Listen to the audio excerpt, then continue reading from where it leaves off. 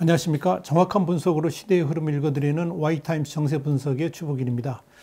집권여당 민주당이 2022년의 대선 구도를 완전히 바꾸려고 하는 그런 구도를 준비하고 있는 것으로 보입니다.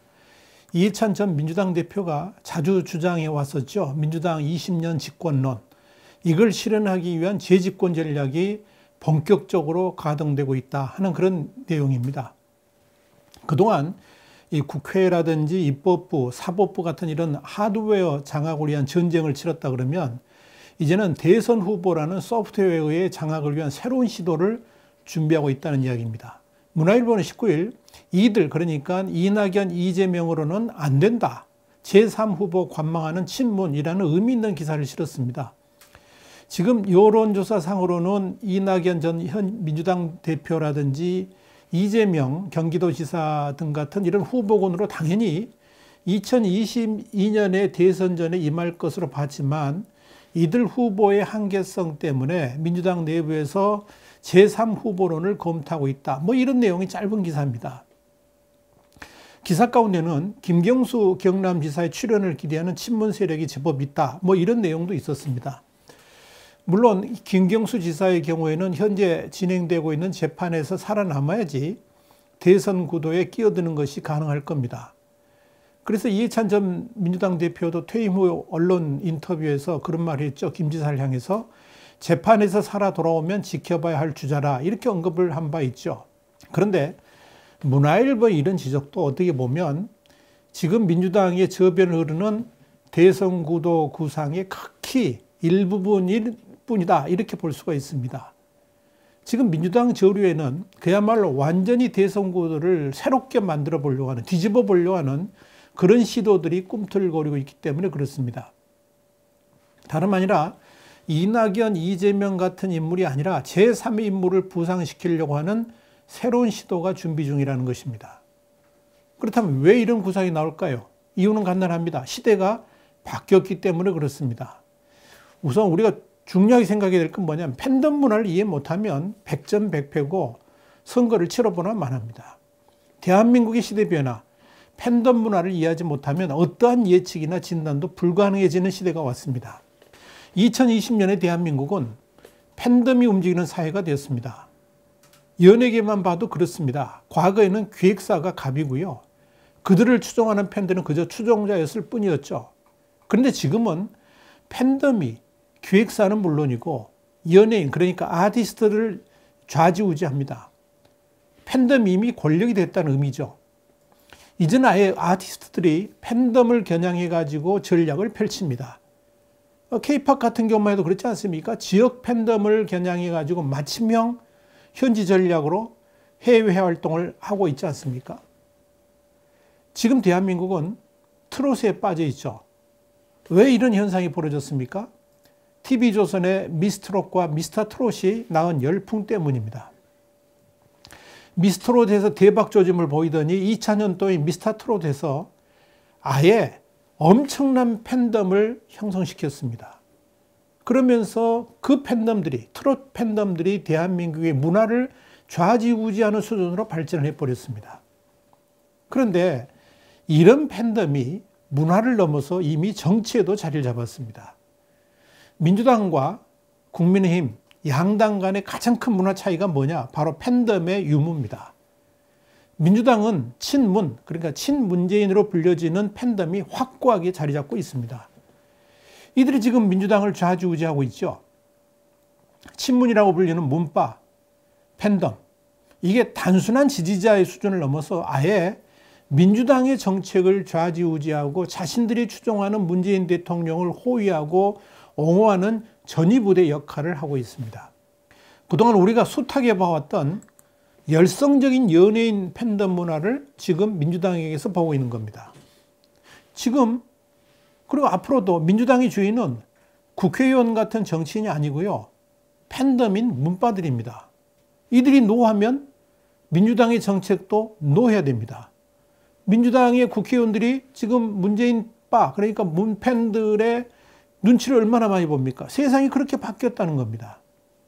그런데요. 그런 팬덤이 제1야당인 국민의힘에게는 없습니다.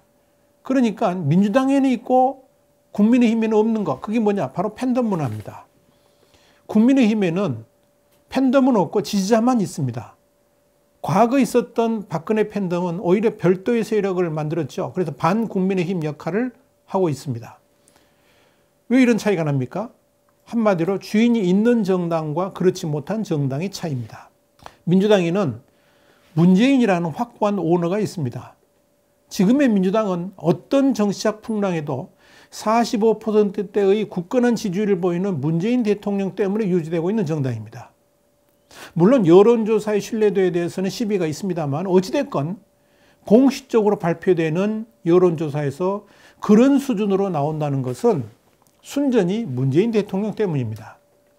그래서 어떤 정치적인 이슈로 문 대통령이라든지 집권 여당이 코너에 몰린다 할지라도 이 콘크리트 지지층인 문재인 팬덤이 있기 때문에 흔들리지 않고 있다. 이렇게 지금 분석할 수가 있습니다. 그런데 야당인 국민의힘에게는 그런 스타가 없습니다. 그런 정치적 팬덤을 이끌어갈 수 있는 지도자를 키우지도 않았고 클 수도 있는 사람들은 그동안에 어떻게 했습니까? 마치 광주리에 개를 담아놓으면 다 끌어내린다고 그러지 않습니까? 그런 형국을 보여왔다는 거죠.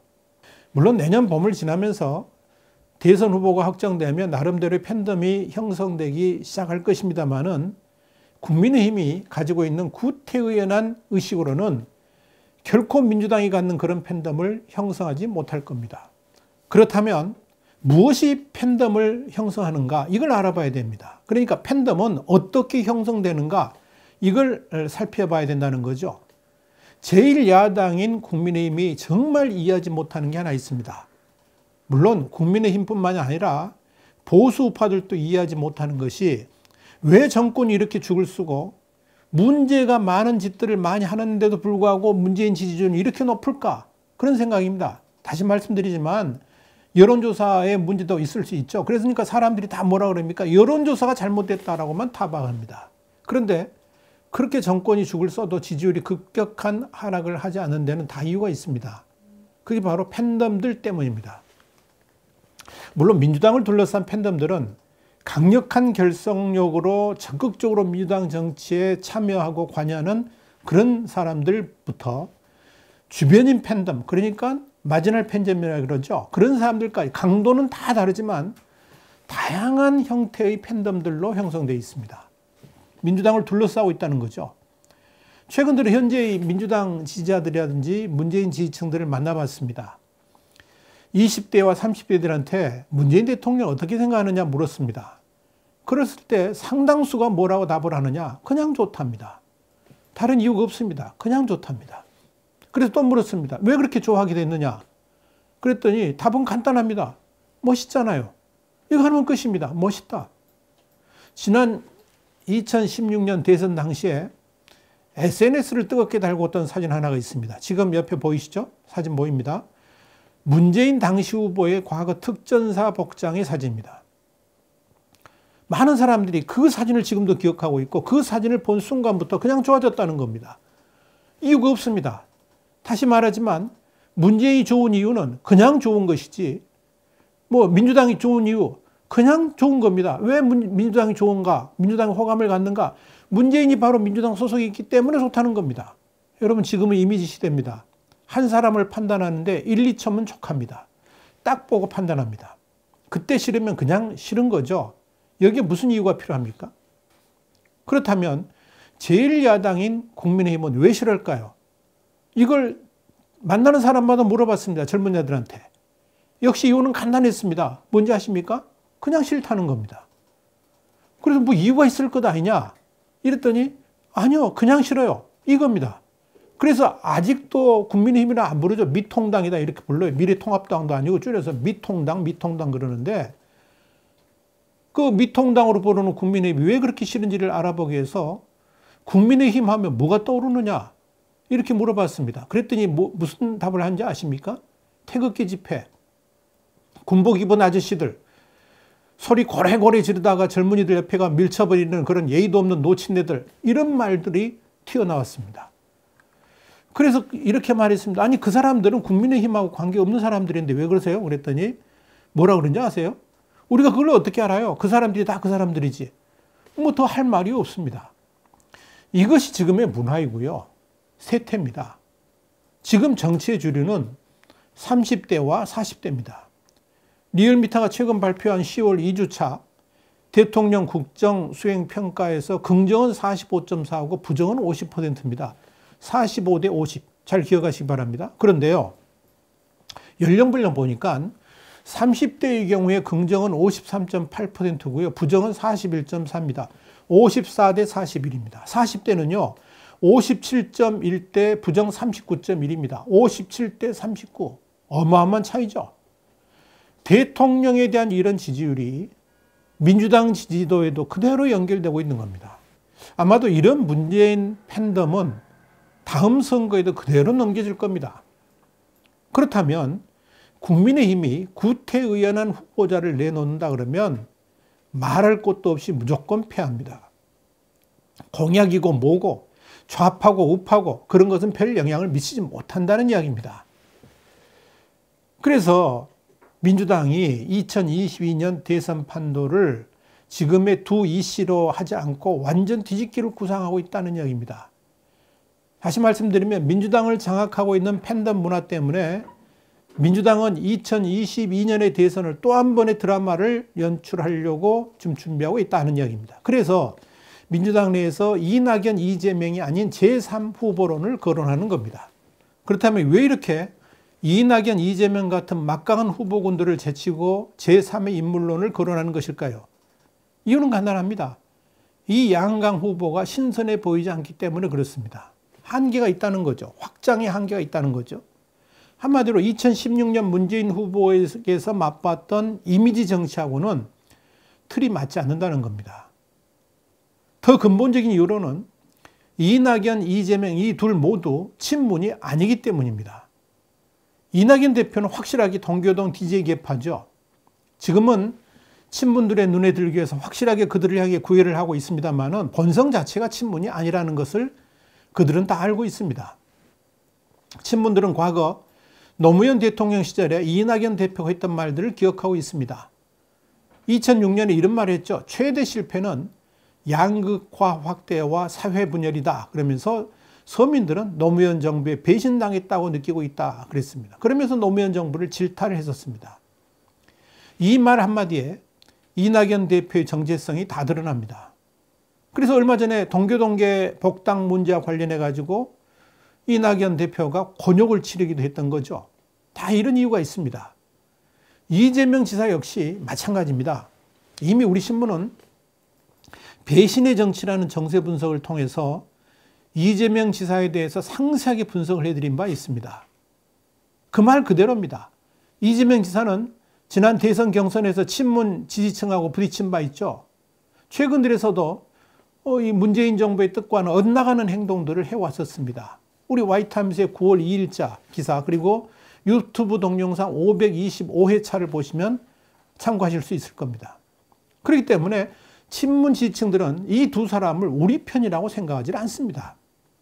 그래서 만약 이 둘 중 한 사람이 대통령이 된다 그러면 과거에 이명박 박근혜로의 정권 교체 때 같이 같은 정당이면서도 혹독한 시련을 당할 수도 있다고 봅니다. 그러니 결코 이들을 대선 후보로 지명하지 않으려는 기류가 강하게 있습니다. 그렇다면 누구를 제3의 후보로 밀게 될까요? 이미 시도했던 카드가 바로 조국이었습니다. 그런데 이미 사회적으로 난타를 당해서 버려진 카드가 되어버렸습니다. 그래서 다시 꺼내든 것이 바로 김경수 경남지사입니다. 물론 재판에서 살아 돌아와야만 가능합니다. 아마도 이 카드를 사수하기 위해서 문재인 정권은 이재명 지사 때와 같이 수단과 방법을 가리지 않을 겁니다. 김경수 카드를 다음 대선에서 쓸 수만 있다면 상당히 경쟁력 있는 카드가 될 수가 있을 겁니다. 그런데 만약 김경수 지사가 타격을 받는다면 어떻게 할까요? 예를 들면 재판에서 유죄를 받는다면 어떻게 할까요? 아마도 친문 세력들은 또 다른 제3의 젊고 멋진 카드를 내세울 가능성이 충분히 있습니다. 그러니까 아예 젊은 사람, 40대의 기소론을 꺼내들면서 지금은 상상할 수 없는 새로운 인물을 후보로 내세워가지고 이미지 선거를 치를 가능성도 충분히 있습니다. 만약 민주당에서 완전히 새로운 40대 후보가 나오고요. 야당에서는 과거의 구태의연한 그러나 지명도는 높은 후보가 나온다면 어떻게 될까요? 대선 결과가. 싸움은 보나마나입니다. 무조건 민주당 승리입니다. 민주당은 이런 셈법과 전략 전술에 아주 능합니다. 그런 의미에서 이해찬 전 대표가 퇴임 기자회견에서 했던 말들을 곰씹어 볼 필요가 있습니다. 이해찬은 지난 8월 28일 차기 대선 구도와 관련해 가지고 이런 말을 했습니다. 정치는 살아있는 생물이다. 그러면서 상황에 따라 언제든 후보가 새로 나오기도 하고 지금 잘 나가는 분이 어려움을 겪기도 할 것이다. 이렇게 말을 했습니다. 이해찬은 친문을 대표하는 인물이고요. 문재인 팬덤의 한 중심에 서 있는 사실상의 민주당 지배자입니다. 그런 이해찬이 그런 말을 했다는 것은 아주 중요한 천기를 누설하는 것이나 다름없습니다. 결론은 이겁니다. 민주당은 이낙연, 이재명의 양강 구도로 결코 끝까지 가지 않는다는 겁니다. 아마도 내년 4월 보궐선거 이후에 그야말로 이낙연, 이재명이 아닌 완전히 새로운 인물을 민주당의 대선 후보로 내세우게 될 겁니다. 김경수가 될 수 있고 또 다른 인물이 될 수 있을 겁니다. 물론 그렇게 되면 민주당의 분당 가능성도 충분히 있습니다. 이재명 지사가 가만히 있을 리가 없죠. 또 이낙연 지사를 적극 대선 후보로 지지하는 전라도민들이 그냥 쳐다보고만 있지는 않을 겁니다. 그래서 내년 4월 이후가 민주당에게는 엄청난 위험과 기회가 함께 다가올 것으로 예상됩니다. 그렇다면 민주당이 이런 선거 전략에 맞서서 제1야당인 국민의힘은 어떻게 대응을 해야 될까요? 국민의힘은 민주당에서 배울 점들이 참 많이 있습니다. 가장 급한 게 뭐냐면 바로 민주당의 팬덤을 형성시키는 선거 전략입니다. 국민의힘은 이미 국민들에게 알려질 대로 알려져서 호호가 분명한, 그러니까 좋고 나쁨, 싫음이 분명한 인물을 후보로 내세운다 그러면 그 선거는 치러보나 마나입니다. 사실상 거의 새로운 인물로 승부를 해야만 희망이 있을 수 있습니다. 내년 4월에 서울시장 보궐선거도 신선한 인물로 승부를 치르면서 대선을 향한 예비선거 개념으로 정치적 팬덤 문화를 실전에 적용해 봐야 됩니다. 물론 시간이 없긴 하지만 그렇게 해봐야 됩니다. 참 서글픈 이야기인데요. 2022년에 대해서는 공약이 별로 중요하게 작용하지는 않을 겁니다. 좌파냐 우파냐 이거 별로 큰 영향을 미치지 못할 겁니다. 민주당이 내년에 엄청나게 잘못된 뭔가를 저질러 가지고 세상이 뒤엎어지지 않는 한 문재인 팬덤은 그대로 유지가 될 겁니다. 왜요? 그냥 좋으니까. 이유가 없으니까. 그렇다면 그런 팬덤 문화를 깨는 국민의힘만의 팬덤을 형성시키지 못한다 그러면 다가오는 선거에서 또 질 수밖에 없다는 이야기입니다. 30대와 40대의 감성을 꿰뚫어보는 대선 전략이 필요하다는 겁니다.